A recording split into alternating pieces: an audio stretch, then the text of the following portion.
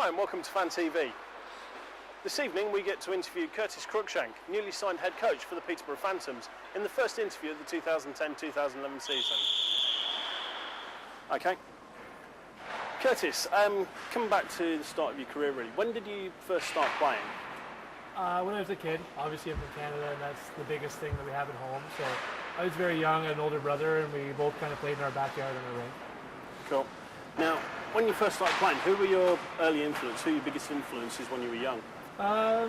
Probably I always liked the goalies. John Van Beesbrook was one.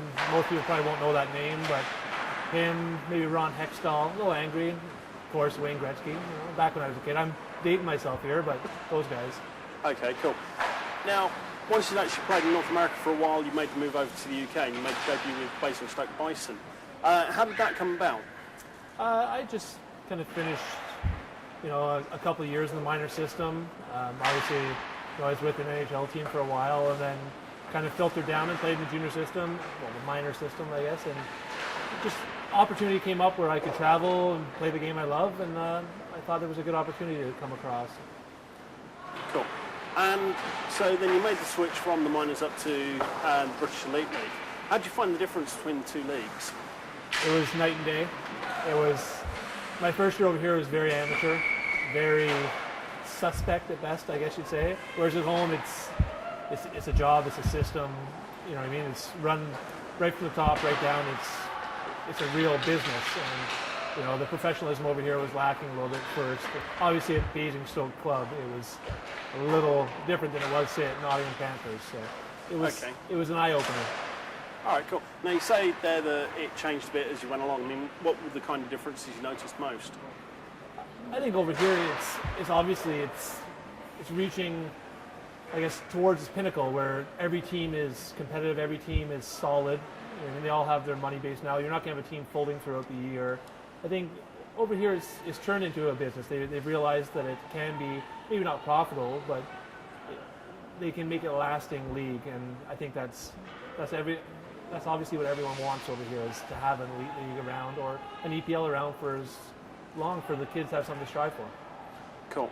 And so really then with your playing days, they're now behind. What would you say your favourite memory of your playing days was? I'd say in '97 at home I got to play in a prospect game, which is the top players who are draft eligible. So I was fortunate enough to play with a lot of great players, from Roberto Luongo to Joe Thornton, those guys. So it was a Don Cherry, Bob Orr hockey game. It was pretty special. Yeah, cool. Okay, now you've moved from playing as netminder into coaching. How did the idea of coaching first come about for you? I think I've always liked the idea of coaching. I've always kind of been a student of the game. I always like to learn. So I think it was just kind of a natural progression. I've always done schools in the summer with young children and done goalie camps and whatnot.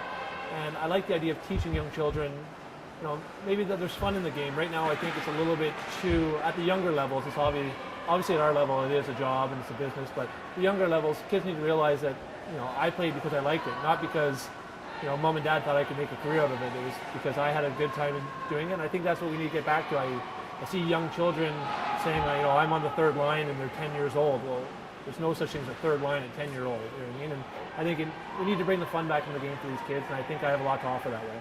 Cool. And did you find it to be a simple switch going from being a player to being a coach or assistant coach? I don't know yet. I mean, hopefully it's a simple transition, but obviously, you know, there's going to be times I have to adapt and things I have to change, and I'm willing to learn though. You know, this year I think I have a lot of great players already who are going to help me just learn. You know, and like I said, it's my first year. I'm trying to get the most out of it I can while provide the most to the players. But there are times I'm going to make mistakes. There are times where, you know, it's not going to go the way I want. But like I said, that's a learning experience. Same as a player, you know, it's not always going to be, you know, it's the best scenario for you, but you have to learn from it and move on. So I think it's a good opportunity for me. Cool. And coming from a netminder's background, do you feel that probably gives you more of an edge, seeing what else is going on, having more time to see what's going on the ice than, say, if you're an outskater?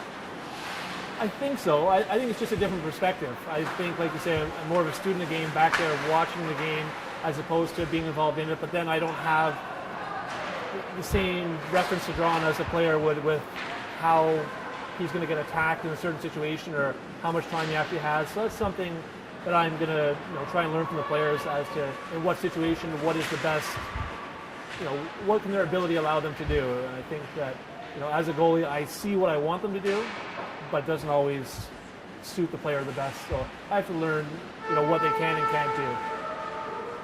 Okay. Now, you spent a little while at Hull as player assistant coach. How did that role come about? I'd more or less been a player assistant the year before in Basingstoke as well when I went back with Ryan Aldridge and Steve Thornton and Brad Cruickshank. We were all kind of almost coaching that year because it was such a tough year. We were struggling, no money. And I think everyone kind of pitched in. Aldi was our coach, and he did a good job that year. And I think everyone kind of pitched in, and we all kind of worked together to salvage something that year. And then next year, obviously, we just had the opportunity to go to Hull, close to home. I live in Nottingham, so I could travel up with Rick Strachan, and I thought it was a good opportunity to keep going with that initiative and allow myself to learn from a coach who's been over here for a long time. Okay. Now, the 2010-2011 season is going to be your first season with the Phantoms. How did this job come about for you? I just heard about the job. Obviously, I was kind of looking to get into coaching. It was a unique opportunity where it's close to where I want to keep my base. I have a young family, so obviously I'd like to stay there. And this was an opportunity, like I said, not just because of the travel, but also I'd done a lot of research on the organization, on the people that were here, and everything was positive, and that's really what I was looking for. Okay, when the job first became a possibility, what were your first thoughts and what made you really want to take the job? I was excited because this organization is a solid organization. They've had some good years, some successful years, and I think as a coach, you obviously don't want to go into your first year knowing that you're not going to win hockey games. And this is a situation where we're going to be competitive. This team's always competitive. They have great players, great people in charge. They're always going to be committed to the team, and I think that's what drew me towards it. Having such good references regarding this team. Everyone spoke highly of everyone involved, from John, Phil, Paul, any of the players. Everything was positive. I think that really just drew me towards this team. And now, there have been some signings made already. Stephen Wall, James Hutchinson and Tom Carlon. How do you feel that's gone, and how do you think this helps towards the team for next season?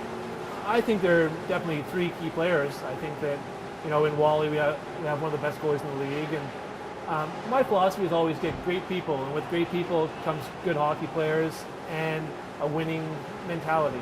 I think that if you're not a good person, it doesn't matter how good a hockey player you are, you're not going to help the team. And I think that with these three guys, it shows kind of my philosophy, which is great people, great hockey players, and a commitment to winning.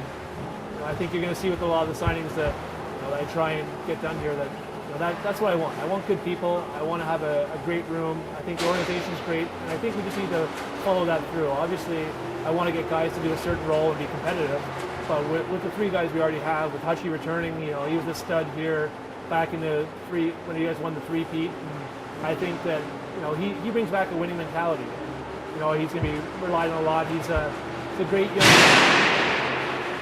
young man, and probably the best looking guy in the EPL. So okay, definitely a bit of man love there. I mean, we got a Hutch here as well, so you can cut that out for him. We don't want to embarrass him too much. Okay. Now you're just starting out. If you were looking to make a mark on this team, what sort of mark are you looking to leave? I think I just want to be a positive influence.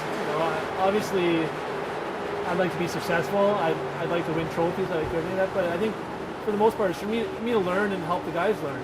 Like I said, I'm going to make mistakes this year. I'm willing to learn, and I think with the team we're going to put together, that we can all be successful together through learning through each other's experiences and just being a strong, cohesive unit. I think that's the main agenda for me, is have a team as opposed to just a unit out there. I think that's going to make us successful.